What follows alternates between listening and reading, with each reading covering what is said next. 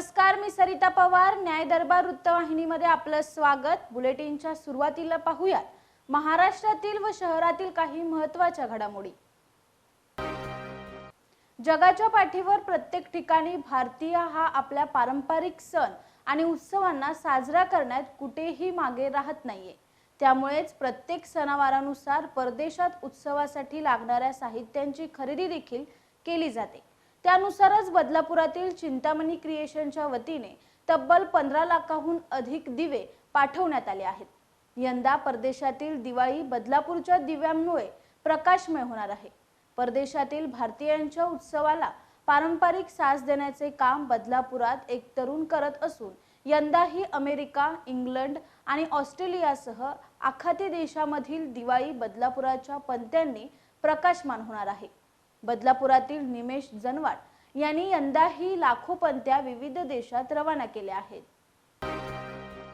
शिर्डी साईबाबा संस्थानच्या वतीने भाविकांच्या सुविधेसाठी उभारलेल्या 110 कोटी रुपयांचे नवीन दर्शन क्यू कॉम्प्लेक्स आणि शैक्षणिक संकुलाचे लोकार्पण येत्या 26 ऑक्टोबर रोजी देशाचे पंतप्रधान नरेंद्र मोदी यांच्या हस्ते होणार आहे. शिर्डी साईबाबा संस्थानच्या वतीने सुमारे 110 कोटी खर्चात अद्यावत असा दर्शन रांग प्रकल्प उभारला आहे.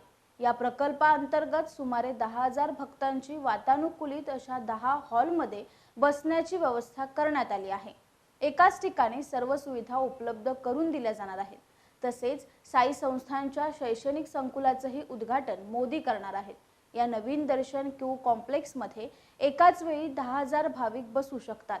मोठे वातानुकूलित एसी हॉल, बायोमेट्रिक दर्शन पास, VIP व्यवस्था, कॅन्टीन सुविधा, टॉयलेट, बुक स्टॉल, लाडू, प्रसाद हे सर्व एकाच ठिकाणी उपलब्ध असणार आहे. शिर्डीच्या साईबाबांचे देश विदेशात कोट्यवधी भक्त असून सुट्ट्या सणांच्या दिवशी विक्रमी गर्दी होत असते. भाविकांना रस्त्यावर दर्शन रांगेत तासनतास ताटकळत उभं राहावं लागतं. वर्षानुवर्षे सुरू असलेल्या या त्रासातून भाविकांची आता येत्या 26 ऑक्टोबर पासून सुटका होणार आहे. राज्याचा यंदाचा ऊस गाळप हंगाम 1 नोव्हेंबर पासून सुरू करण्याचा निर्णय गुरुवारी मुख्यमंत्री एकनाथ शिंदे यांच्या अध्यक्षतेखाली मंत्रिमंडळ उपसमितीच्या बैठकीत घेण्यात आला. या हंगामात 14.7 लाख हेक्टर ऊस क्षेत्र गाळपासाठी उपलब्ध होणार असून 88.58 लाख मेट्रिक टन साखर उत्पादनाचा अंदाज आहे. यावर्षी ऊसाचे क्षेत्र गेल्या वर्षीच्या तुलनेत 6% कमी झाले असून गुराळ खांडसरीचे वाढते प्रस्थ रोखण्यासाठी त्यांच्यावर निर्बंध आणण्याबाबतचा प्रस्ताव सादर करण्याचे आदेश मुख्यमंत्र्यांनी दिल्याची माहिती सूत्रांनी दिली. गेल्या वर्षी राज्यात 211 साखर कारखान्यांनी गाळप परवाने घेतले असून 105 लाख मेट्रिक टन साखरेचे उत्पादन झाले आहे. यंदा मात्र ऊसाचे क्षेत्र घटल्याने साखर उत्पादन 88.58 लाख मेट्रिक टन इतके होण्याचा अंदाज यावेळी वर्तवण्यात आलाय. शासकीय बँकिंग व्यवहार हाताळण्यास मुंबई जिल्हा मध्यवर्ती सहकारी बँकेस परवानगी देण्यावरून गुरुवारी मंत्रिमंडळाच्या बैठकीत वादळी चर्चा झाली. राज्य सहकारी बँकेसह राज्यातील 14 जिल्हा मध्यवर्ती बँकांना ही सवलत देताना केवळ मुंबई बँकेची अडवणूक केली जात असल्याचा आरोप करीत भाजपच्या काही मंत्र्यांनी सहकार विभागास धारेवर धरल्याचे सूत्रांनी सांगितले. यंदा हे निकष पूर्ण करणाऱ्या ठाणे, रायगड, रत्नागिरी, सिंधुदुर्ग, अहमदनगर, पुणे, सातारा, सांगली, कोल्हापूर, लातूर, अकोला, भंडारा, चंद्रपूर आणि गडचिरोली जिल्हा मध्यवर्ती सहकारी बँकांना मान्यता देण्यात आली आहे. मात्र या यादीत मुंबई जिल्हा मध्यवर्ती बँकेला स्थान न मिळाल्याने भाजपच्या गोटात नाराजी पसरली आहे. भाजपमधील या नाराजीचे तीव्र पडसाद आजच्या मंत्रिमंडळ बैठकीत उमटले. मुंबईतील महिलांच्या सुरक्षेच्या प्रश्नांवर गेल्या अनेक वर्षापासून आवाज उठवला जात आहे. मात्र त्यावर कोणतेच ठोस उत्तर मिळत नाही. लोकलमध्ये प्रवास करतानाही महिलांना अनेक त्रास सहन करावे लागतात. काही दिवसापूर्वी लोकलच्या डब्यात एक व्यसनाधीन तरुण घुसला होता. आता असाच आणखी एक धक्कादायक प्रकार समोर आला आहे. लोकलमधील एक व्हिडिओ नुकताच व्हायरल झाला असून त्यामध्ये एक तरुण महिलांच्या डब्यात घुसून दरवाजाजवळ उभा राहून नशा करताना आढळला. दरवाजाच्या अगदी कडेला कसलाही सपोर्ट न घेता उभा असलेला तो तरुण नशा करत होता. त्याचे हे कृत्य एका तरुणीने मोबाईलमध्ये कैद केले. बोरिवली ते भायखळा या पट्ट्यातील सर्वच प्रभागांमध्ये डासाचे साम्राज्य पसरले आहे। त्यामुळे शहर व उपनगरात मलेरिया, डेंग्यू, चिकनगुनिया या आजारांचे हॉटस्पॉट तयार झाले आहेत। याबाबत राज्याच्या आरोग्य विभागाने चिंता व्यक्त केली आहे। या भागात डासांमुळे होणारे आजार का वाढत आहेत त्याचा अभ्यास करण्याच्या सूचना संबंधित अधिकारी वर्गाला देण्यात आल्या आहेत। त्यासोबतच सणासुदीचा काळ लक्षात घेता हॉटस्पॉट भागात डासांवर प्रभावी प्रतिबंधात्मक उपाययोजना करण्याच्या सूचना संबंधित विभागांना करण्यास आरोग्य विभागाने महापालिका आयुक्तांना सांगितले आहे। राज्यात मलेरियाच्या एकूण रुग्णांपैकी 43% रुग्ण हे मुंबईतील आहे। तसेच डेंग्यूच्या एकूण रुग्णांपैकी मुंबईत 32% रुग्ण आणि चिकनगुनियाच्या 18% रुग्णांचा समावेश आहे। कल्याण रेल्वे स्थानक परिसर तसेच बस स्टॉप परिसरात मोठ्या प्रमाणात वाहतूक कोंडी होत असते। या गर्दीतूनच प्रवासी वाट काढत आपला प्रवास करतात। मात्र या गर्दीचा फायदा पाकिटमारांना होत असून पाकिटमारांचा सुळसुळाट स्टेशन परिसरात वाढला आहे। प्रवाशांच्या खिशावर ब्लेड मारून चोर प्रवाशांना लुटत आहे।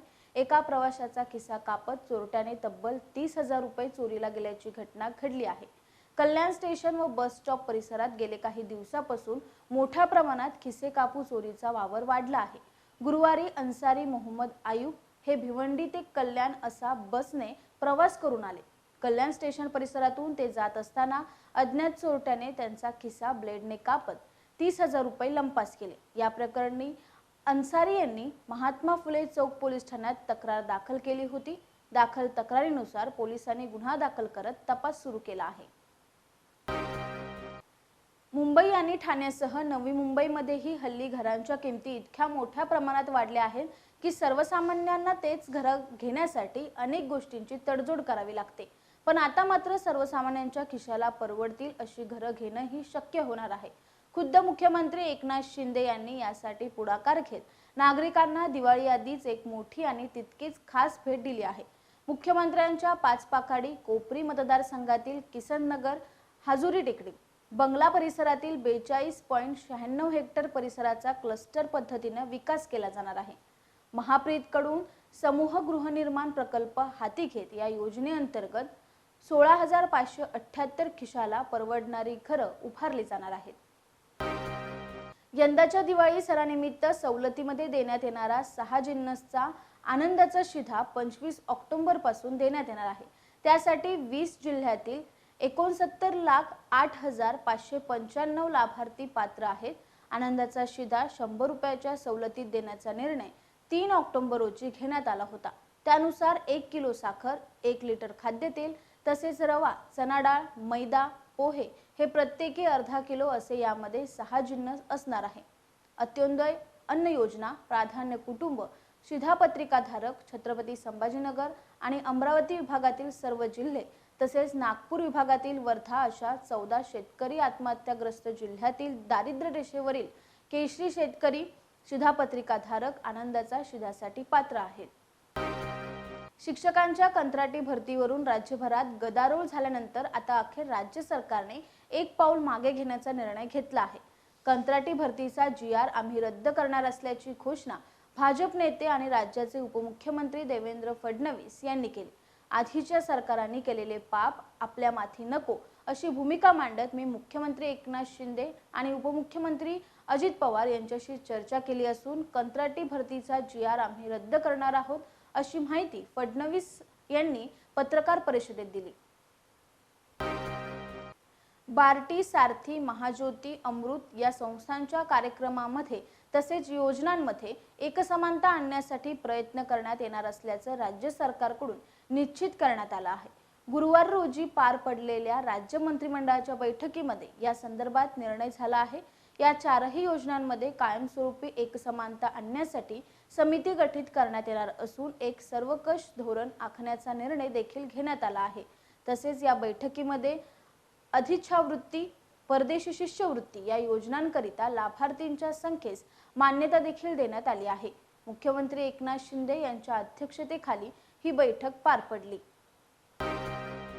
बजरंग दल आणि हिंदू परिषद यांच्या संयुक्त विद्यमानाने ललित पंचमी निमित्त दत्त मंदिर वाडीगाव येथून अखिल कोकण वारकरी संप्रदाय ठाणे यांच्या वतीने आयोजित पायी दिंडी सोहळ्याला सुरुवात झाली।